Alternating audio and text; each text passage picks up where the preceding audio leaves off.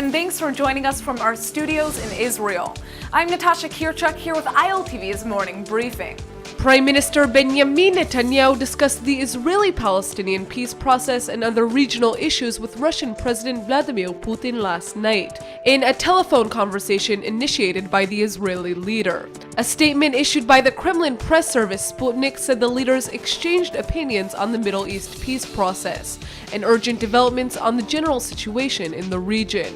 They agreed to maintain Russian-Israeli contacts at various levels. The conversation comes just 2 days after the Egyptian president said Putin was willing to host Netanyahu and Palestinian President Mahmoud Abbas for direct talks in Moscow. Netanyahu recently visited Russia for the 4th time in 9 months.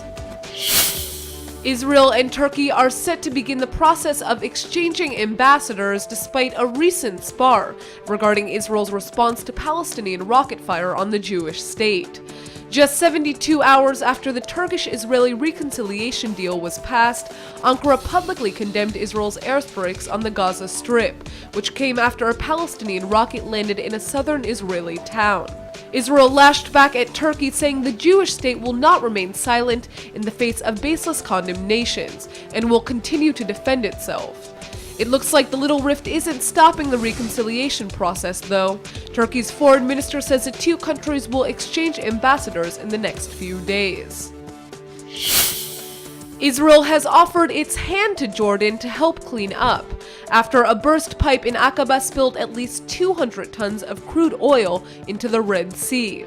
The leak could possibly impact Israel's adjacent beach city Eilat, which is one of the most popular tourist destinations for Israelis and foreigners alike in the summer. The Israeli Environmental Ministry is now partnering with the Defense Ministry to supply Jordan with Israeli equipment and manpower to help clean up efforts. But the Jordanians say they're handling the incident themselves. Even though Jordan doesn't seem to want Israel's help, last November the neighboring countries held a 2-day joint drill to prepare in case there's ever another oil spill.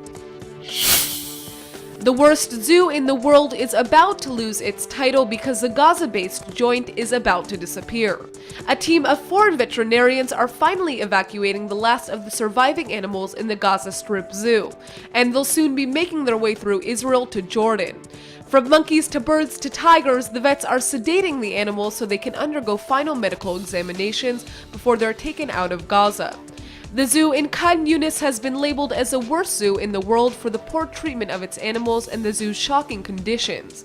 Just last year, it became public that the zoo was crudely mummifying the animals that died in its care and displaying them.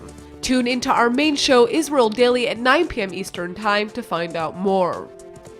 That's all for now. I'm Natasha Kirchuk, and see you later with our main daily broadcast from Israel at 2 p.m. Eastern Time.